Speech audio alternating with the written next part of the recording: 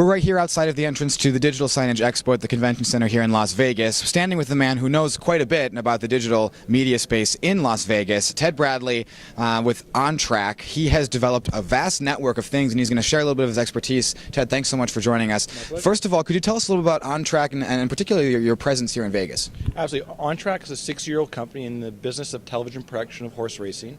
What we've done is we've leveraged our television into a digital out-of-home network as opposed to broadcast television. In Vegas, we have about 100 casinos on the Strip. We're in what's called a race book as opposed to a sports book. And we sell ads to national advertisers and local into Vegas and into the top 10 DMAs in the United States. Great. So racetracks. Now, this is a very specific niche. Could you talk a little bit about kind of how the niches are born? Sure. Well, niches in general, we'll start there. Niches in general are sort of born out of most people that I know in the business sort of stumble upon it. So they start off with a very small network, 10 locations. They often have a little bit of their own money. They're not venture funded. They get into the business, struggle selling advertising. It's very difficult. You can only sell local, so you can sell to the dentist's office down the road, the car dealership, whatever, generate a little bit of revenue, and then just slowly grow their network over time till they hit sort of a critical mass. And a critical mass in digital home tends to be, you need to be in the sort of the top 5 or top DMAs. Most advertisers are most interested in, most media buys are sort of top 5, top 10 DMAs.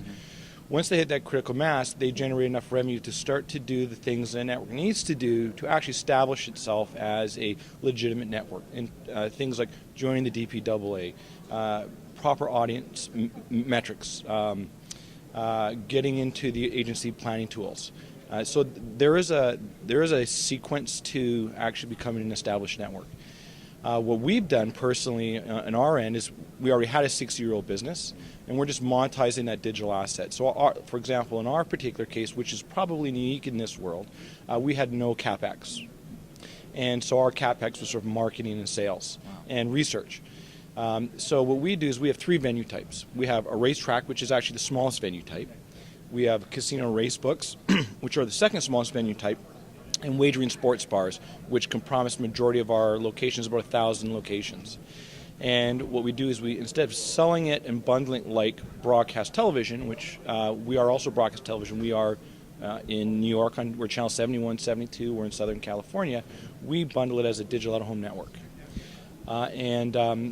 So the advantage to that is a couple of things.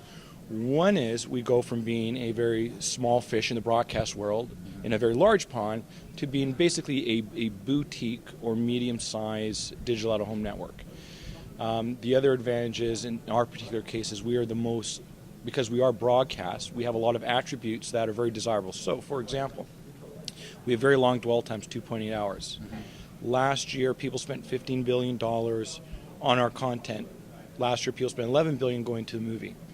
Not only do we have a long dwell time, the purpose of the visit is our screens. 95% of all wagering on horse racing is not bet at a horse race track, it's actually bet in a wagering sports bar. Wow.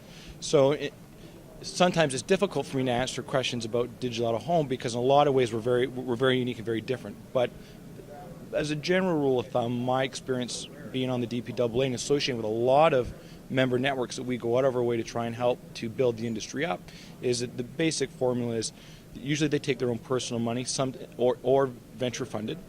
They build a network, sell local ads, continue to build the network out, reinvest, and eventually get to the point where they invest in research, joining associations like the DPAA. Well, that's fantastic. And is there any advice that you'd give to a network about something that you've seen networks that have failed? Because one of the things we like to focus on is ways to improve the ways that everybody works. And you can learn a lot about success, but you can learn even more from failure. Is there just one thing that you've seen, a couple of networks maybe, nothing specific, but something that just they did wrong that other networks should definitely learn from? The main key to success in this space is maybe a little esoteric, but it's the art of positive momentum. So the biggest mistake that people make is they focus on technology. They have to have the latest technology. You could have the latest technology, but at the end of the day, if you don't have something that you can sell or you don't know how to sell it, you will quickly run out of funding, you quickly run out of money, you won't exist. The major thing people can do is find ways to be creative about how to sell the network, not necessarily how to build the best network. The networks that are the most successful aren't the ones that have the best technology. The ones that are the most successful are the ones that have done the right things to answer the questions of the agency community to be able to sell the network.